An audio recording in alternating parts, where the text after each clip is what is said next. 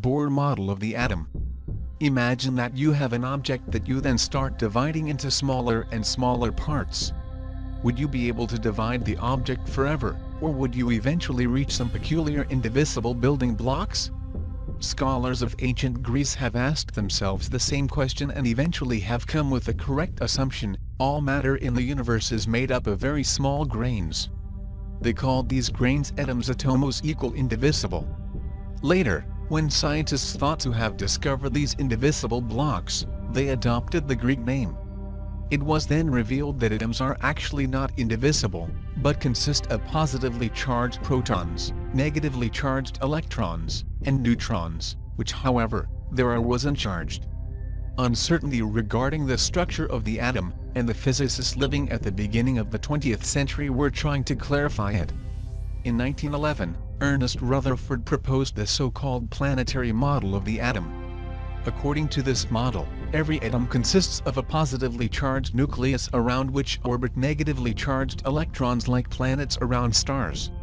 However, this model has one major flaw: if atoms obeyed the model, they would be extremely unstable, since their electrons would radiate all of energy as a result of constant acceleration and almost immediately fall into the nucleus. In 1913, a Danish physicist Niels Bohr came with his own model of the atom. The Bohr model is greatly similar to the planetary model. However, Bohr specified 3 rules that must be strictly adhered to for the stability of atoms to be maintained. 1. Electrons orbit around the nucleus following circle-shaped orbitals without radiating light. 2. Orbitals are not located at an arbitrary distance from the nucleus, but purely on allowed energy levels that are multiples of the reduced Planck constant. Reduced Planck constant has a value of the Planck constant divided by 2n. From this phenomena, it is obvious that quantization applies to objects with mass as well, in this case, electrons. 3. Electrons may jump from one orbital to another.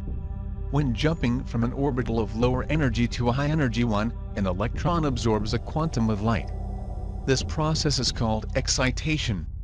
Electrons that are located at a higher energy level than their original level are called excited electrons. In contrast, when jumping from a higher energy orbital to a lower one, an electron emits quantum of light.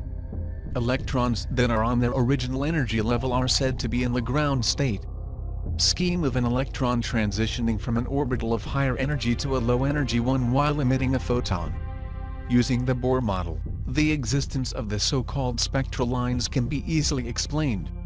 A spectral line is a dark or light line disrupting an otherwise continuous electromagnetic spectrum.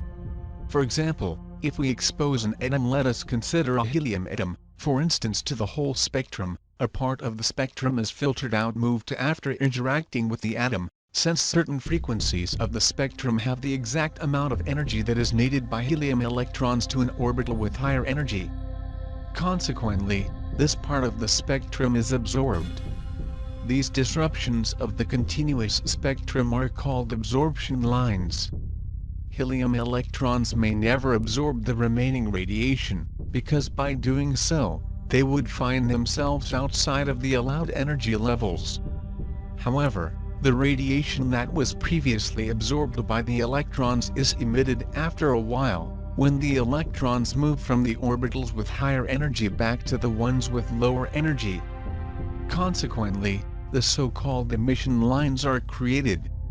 Emission and absorption lines are unique for each element.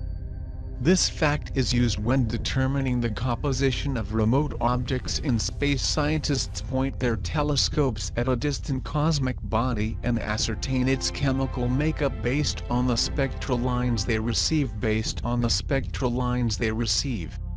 However, even the Bohr model is not perfect, and shortly after it had been published it was replaced by a more accurate model, the quantum mechanical model. Despite imperfections, the Bohr model still presents an important transition between the classical and quantum mechanics, as it applies Planck's findings regarding quantization to atoms.